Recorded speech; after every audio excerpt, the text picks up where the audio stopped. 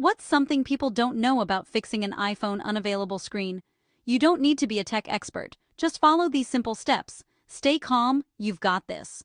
First, if your iPhone is on iOS 15.2 or later and connected to the internet, keep entering the wrong passcode until you see Erase iPhone. Tap it twice, enter your Apple ID password, then tap Erase iPhone again.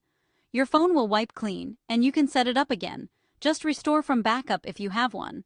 No Erase iPhone option? Use a computer. Put your iPhone in recovery mode, connect it with a USB cable, and choose Restore in Finder or iTunes. This erases everything and installs the latest iOS.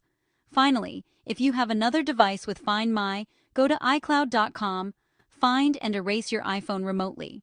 Remember, these steps erase all data. If you have a backup, you can restore everything. If not, you'll start fresh, but your iPhone will be unlocked and ready to